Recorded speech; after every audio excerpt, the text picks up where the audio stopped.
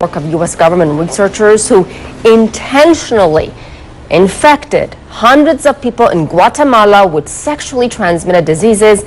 This happened during the 1940s. On Friday, U.S. leaders offered profound apologies to Guatemala.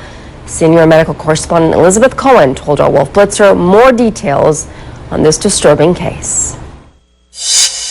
In the mid-1940s, doctors were wondering about how best to use penicillin, what doses, etc., to treat syphilis. So what they did was that a public health service, so a doctor from the U.S. government, went down to Guatemala and found prostitutes who were already infected with syphilis. They then arranged to have those prostitutes have sex with prisoners who were in a jail and also with patients who were in a mental institution.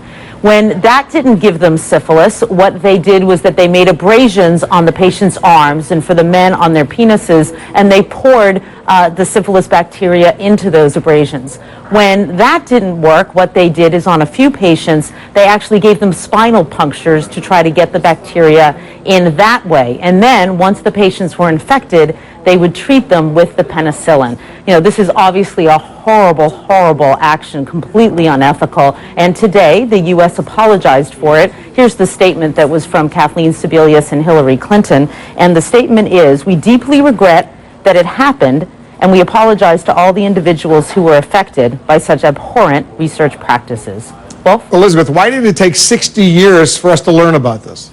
You know, it's interesting. Earlier this year, this kind of came out. Nobody had really heard about it. And a woman named Susan Reverby, who's a professor at Wellesley College in Massachusetts, she found this while doing other research. She saw some documents related to it, and it took a couple months, or it took more than a couple, since like January or so. The government's been reviewing it, and now they've come out with this apology.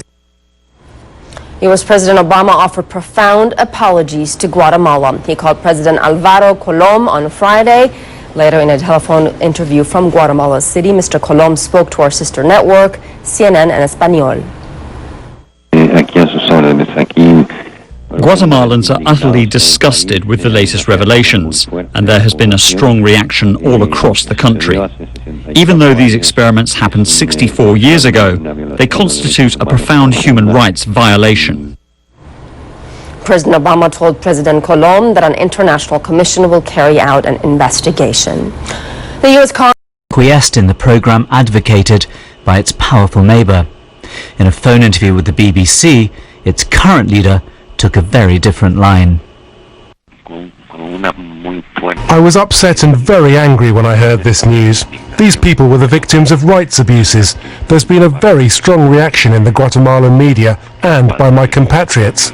Of course, there may have been similar incidents in other countries, but speaking as the president and a Guatemalan, I would have preferred that these events had never happened on this soil. The Obama administration has issued a string of unreserved apologies.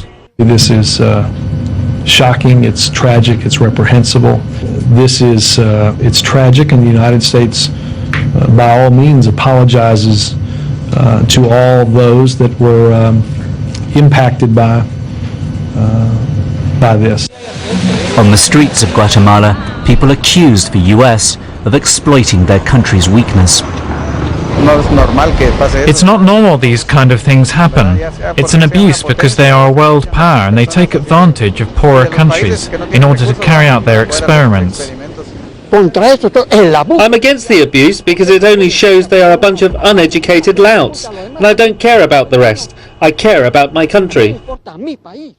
The U.S. government researcher who led the Guatemalan project also played a part in the notorious Tuskegee experiment. This involved the study of 600 African-American men with syphilis. The men didn't know they had the disease and weren't offered any treatment. The experiment only ended in 1972, leaving a permanent stain on America's reputation.